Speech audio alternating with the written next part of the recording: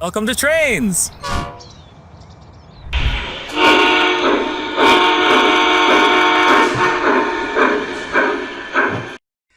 Hey there, friends, and welcome to another episode of what we've taken to calling Trainz Reviews. Today, we're going to take a look at this Lionel box here, and inside we've got a Milwaukee Road Hiawatha 442, or an Atlantic type, if you're more familiar with that term. Now, this particular box has been in the wars. It is not in the greatest of shape. A little side note for those of you on the website, we do try and list the condition of the box whenever possible, because we know that it makes a big difference to some of you collectors out there. We do have our owner's manual. And let's take this out of the box the rest of the way here. Gently, gently, gently.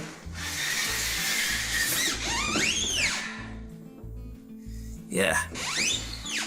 All right, take off the top. See what we got. Now our tender, so we'll put that to the side, and our locomotive itself. And oh boy, yeah, this box has seen better days. It's getting styrofoam everywhere.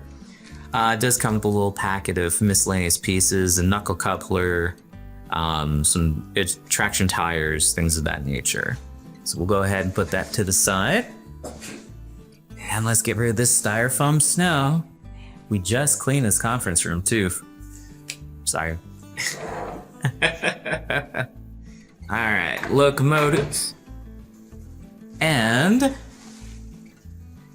tender. So let's see, let's start off by getting pointed in the right direction.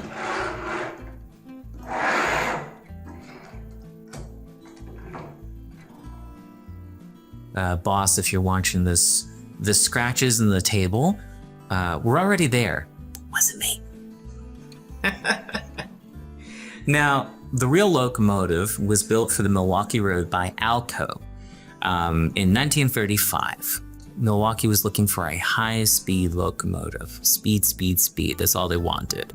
And so, between the two of them, they decided on an Atlantic type, even though Hudson's, a 464, were available at that point in time.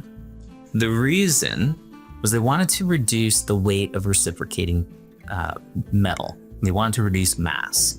So they figure if we have 4 driving wheels instead of 6 or 8, it's less mass to have to balance, fewer connecting rods that have to be, forged up high tensile steel, less equipment, less machinery. The cylinders for the steam locomotive were actually smaller than you would expect otherwise, and they compensated for that with higher boiler pressure, 300 psi. That allowed them to have lighter weight pistons, again, trying to reduce that reciprocating mass. In real life, like I said, they were scheduled to do a 100 mile per hour service. There was one run with a dynamometer car attached where they hit 112.5 miles per hour, which briefly was a top speed record. There are rumors, of course, that it could go faster. Some people say, oh, I did 125, I did 127. But to the best of our knowledge, the fastest locomotive, steam locomotive in existence is the London and Northeastern Railway Mallard, number 4468. Which was a 462 Pacific type locomotive that hit 126.4 miles per hour, I believe. And as a fun fact, I got to see it in person. Now, this particular model, let's talk about the model now. Lots of great features. According to the box, I'll just read it from the box so that, I don't get anything wrong. We've got TrainMaster Command Control, RailSounds sound system with crew talk communication and tower comm announcements, dual FatBoy speakers, which are in the tender. Let's see if I can try not to scratch up the table too much. I'm gonna leave the foam in there to help protect the trucks from getting scratched and damaged, but you can kind of see we've got speakers under there. The Odyssey system for speed control with an on-off switch and a high-torque Pitman-style motor. So these are strong They're strong running, they are fast running. You can probably set your own speed records on your track at home. So let's take a look at a few details here. They were built from the beginning as a streamlined locomotive. It was not, let's design the locomotive first and then apply streamlining later. So as a model, not as many interesting details that you would see on a non-streamlined steam locomotive. However, we do have the handrails along the length of the boiler. We have the intricate details of the front, including a winged, kind of Mercury-ish logo. I believe, yes, these doors open up to show the front of the smoke box. Just like in real life, they would open the casing, the front doors, to do maintenance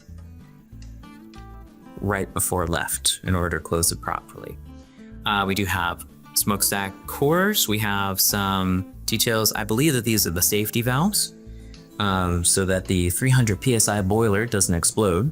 We have a solid kind of plate on the back of the cab, so you can't really look in and see anything.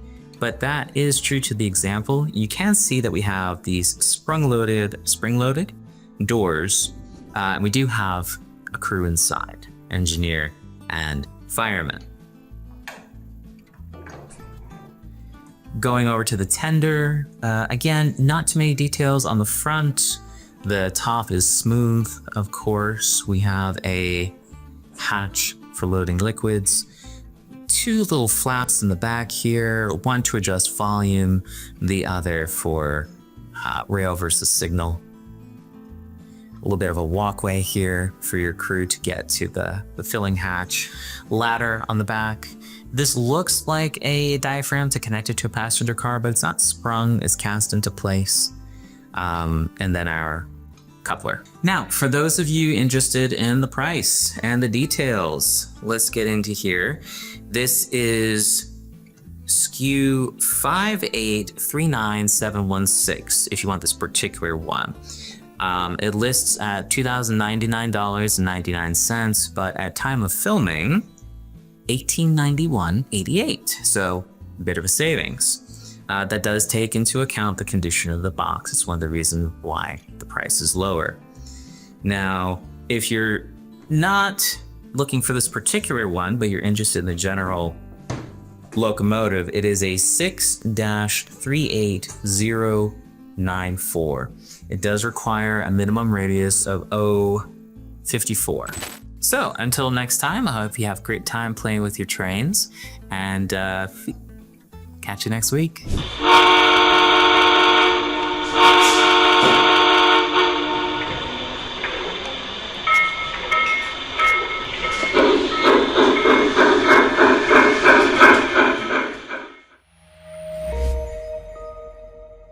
Trainz.com.